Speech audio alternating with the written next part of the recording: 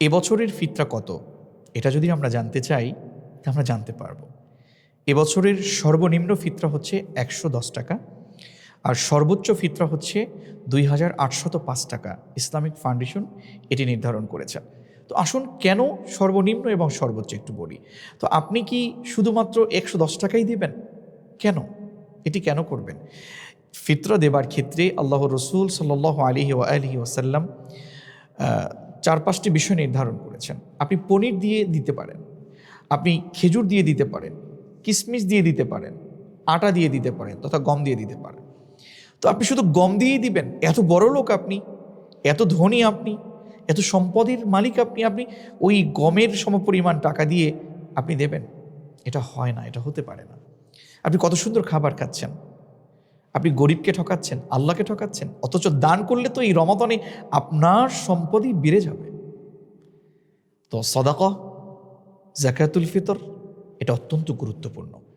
তো আপনার জন্য আমার পক্ষ থেকে একটি পরামর্শ হতে পারে, আপনি যদি পনির, কিশমিশ কিংবা খেজুর দিয়ে দেন, তাহলে ৩ কেজি ৩০০ গ্রাম পনির কিংবা ৩ কেজি ৩০০ গ্রাম কিশমিশ কিংবা ৩ কেজি ৩০০ গ্রাম খেজুর দিয়ে দিতে পারেন।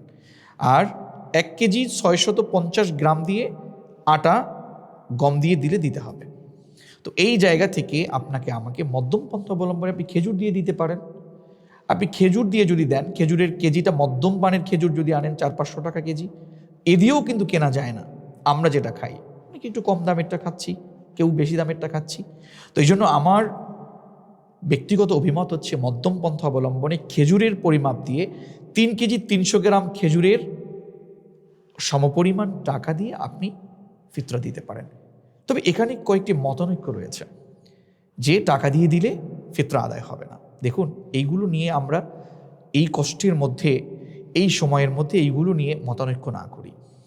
আপনি ওইটা না দিয়ে বর্তমান সময়ে, ওই সময়ে খাবারের কিছু অভাব ছিল, এই সময়ে টাকা দিয়ে মানুষ অনেক কিছু খেতে পারে। সমপরিমাণ টাকা দিয়ে দিলে মুহাদ্দিসিনে কেরাম, মুফাসসিরিনে কেরাম, মুফাক্কিহ যারা রয়েছেন এনারা এই ব্যাপারে সিদ্ধান্ত দিয়েছেন যে আপনি ওই সমপরিমাণ টাকা দিয়ে ফিতরা দিলে অবশ্যই ফিতরা হয়ে যাবে।